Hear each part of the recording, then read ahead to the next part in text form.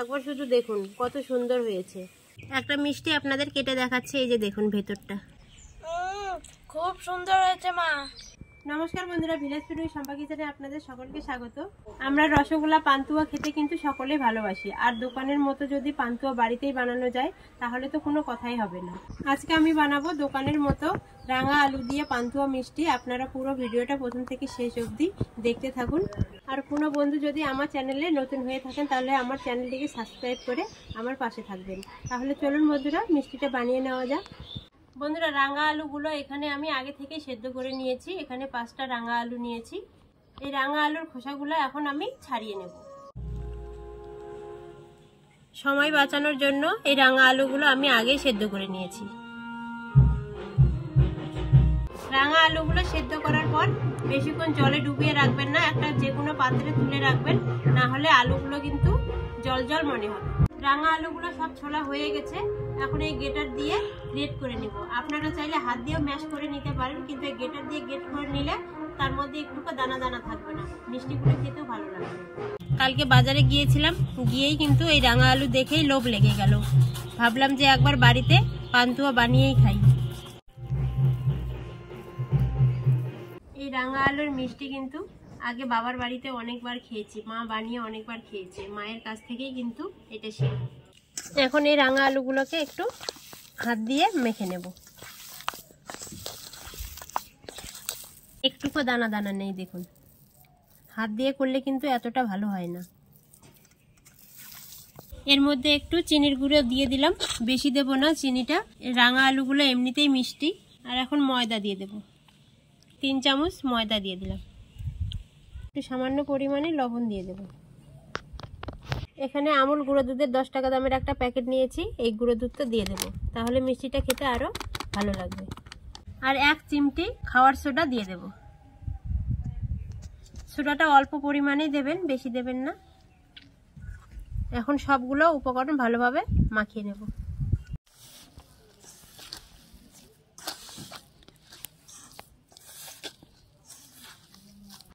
এখন এর মধ্যে এলাচের দানাগুলো একটু থেতো করে নিয়েছি, সেগুলো দিয়ে দেব। এখন এর মধ্যে একটু ঘি দিয়ে দেব। ঘি দিলে পান্তুয়াগুলো আরো খেতে ভালো লাগবে কিন্তু। এখন আবার ভালোভাবে মাখিয়ে নেব। এই ডোটা বেশি শক্ত করা যাবে না, শক্ত করলে কিন্তু পান্তুয়াগুলো খেতে ভালো লাগবে না, একটু আঠালো আঠালো থাকবে। পান্তুয়া মিষ্টির জন্য ডোটা রেডি হয়ে গেছে। এদিকে মিষ্টিগুলো বানিয়ে নেব, আর ওইদিকে আমি মিষ্টির জন্য শিরাটা বানিয়ে নেব। এখানে চিনি দিয়ে দেব, এখন জল দিয়ে দেব।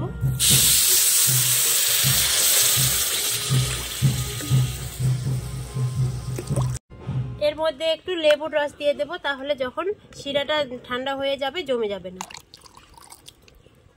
আর কয়েকটা থেতো করা এলাচ দিয়ে দেব। এদিকে পান্তুয়া মিষ্টির জন্য শিরাটা হোক, আর এইদিকে আমি হাতে ঘি লাগিয়ে এখন পান্তুয়া মিষ্টিগুলো বানিয়ে নেব। আপনারা যেরকম ছোট বড় পছন্দ করেন সেইভাবে শেপ দিয়ে বানিয়ে নেবেন। আমি এইরকম গোল গোল বড় বড় পান্তুয়া মিষ্টিগুলো বানিয়ে নিলাম। আর একটা আপনাদের বানিয়ে দেখাবো। এগুলো বানানো কিন্তু খুব সহজ, হাতে নিয়ে পাক দিলেই পান্তুয়া মিষ্টি রেডি। আর একটা হয়ে গেল। এইরকম সব মিষ্টিগুলোই বানিয়ে নেব। মিষ্টি শিরাটা কিন্তু খুব ঘন করা যাবে না, একটু পাতলা করতে হবে, না হলে পান্তুয়া মিষ্টিগুলোর মধ্যে কিন্তু ঢুকবে না। এইদিকে পান্তুয়া মিষ্টিগুলো বানানো হয়ে গেল, এইদিকে চিনির শিরাটাও হয়ে এসেছে। এই যে হাতে একটু নিয়ে এরকম যখন দেখবেন যে একটু আঠা আঠা হয়ে গেছে তখনই নামিয়ে নিতে হবে। এখন নামিয়ে নেব শিরাটা। 500 গ্রাম রাঙা আলুর দেখুন কতগুলো পান্তুয়া মিষ্টি তৈরি হয়ে গেল। এখন এগুলো তেলে ভেজে নেব।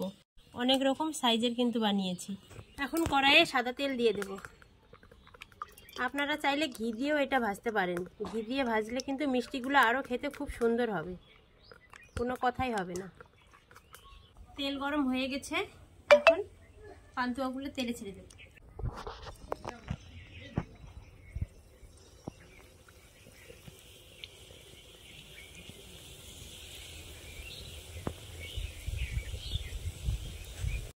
এইভাবে পান্তুয়াগুলোর উপরে তেল উপরে উপরে দিয়ে দিতে হবে। এই সময় উনানের আঁচটা কিন্তু মিডিয়াম রাখতে হবে, না হলে উপরে পুড়ে যাবে কিন্তু ভেতরে পান্তুয়াগুলো ভাজা হবে না। ফুলে ফুলে কত বড় হয়ে যাচ্ছে দেখুন। একবার শুধু দেখুন বন্ধুরা, পান্তুয়া মিষ্টিগুলো কত সুন্দর লাগছে, একেবারে দেখেই মন ভরে যাচ্ছে। কিন্তু এই পান্তুয়া মিষ্টিগুলো কিন্তু ধীরে ধীরে ভাজতে হবে, তাহলে কি সুন্দর হবে খেতে। মিষ্টিগুলো ভাজা হয়ে গেছে দেখুন, ফুলে কত বড় বড় হয়ে গেছে আর দেখতেও কতটা সুন্দর লাগছে। এখন তুলে নেব।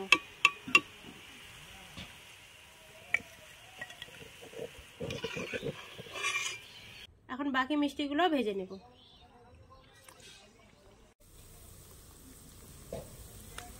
আবার এই তেল উঠিয়ে উঠিয়ে দেবো উপরে উপরে। বন্ধুরা, ভাজার সময় কিন্তু মাঝে মাঝে কিন্তু এইভাবে নেড়ে দিতে হবে, না হলে নিচে কিন্তু লেগে গিয়ে একদিকে পুড়ে যাবে। এই পান্তুয়া মিষ্টিগুলো ভেজে তুলেই কিন্তু সঙ্গে সঙ্গে শিরার মধ্যে ডুবাবেন না। আপনাদের কাছে যদি সময় থাকে তাহলে একটু ঠান্ডা করে শিরার মধ্যে দেবেন, তাহলে মিষ্টিগুলো চুপসে যাবে না, না হলে চুপসে যাওয়ার কিন্তু ভয় থাকে। বাকি মিষ্টিগুলো ভাজা হয়ে গেছে, এখন তুলে নেব। একটাও কিন্তু ফেটে যায়নি। এই যে বন্ধুরা দেখুন, পান্তুয়াগুলো ভেজে তুলে নিয়েছি, কত সুন্দর লাগছে। এগুলো কিন্তু এমনি এরকম করে ভেজেও কিন্তু খাওয়া যায়, খুব সুন্দর লাগে। একবার বাড়িতে বানিয়ে কিন্তু অবশ্যই আপনারা খেয়ে দেখবেন, খুব ভালো লাগে। দেখুন কত সুন্দর হয়েছে। এগুলো ঠান্ডা হয়ে গেছে, এখন এগুলো রসের মধ্যে দিয়ে দেবো। আর পরে যেগুলো ভেজে তুললাম সেগুলো একটু পরে দেবো, ঠান্ডা হওয়ার পর। কয়েকটা রসে ডুবাবো আর কয়েকটা রেখে দেবো, শুকনোই খাবো।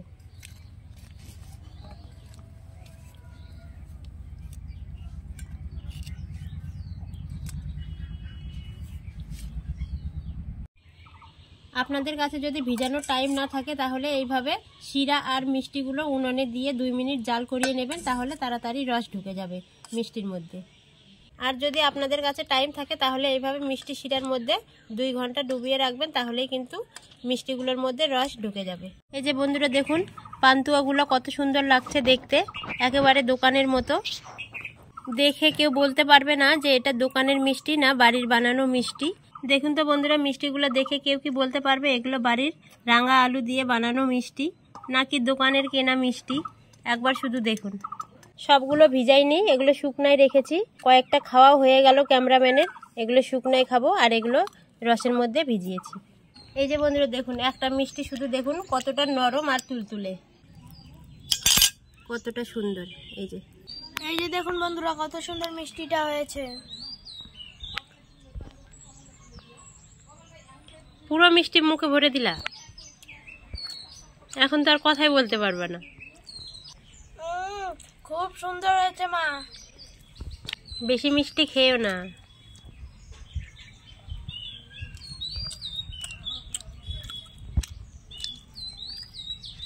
বন্ধুরা, আপনারা অবশ্যই অবশ্যই বাড়িতেই রাঙা আলুর পান্তুয়া মিষ্টিটা বানিয়ে খাবেন, খুব টেস্টি লাগবে, আমি কথা দিচ্ছি। বন্ধুরা, আমাদের ভিডিওটি যদি ভালো লেগে থাকে তাহলে লাইক, সাবস্ক্রাইব, শেয়ার করে আমাদের পাশে থাকবেন।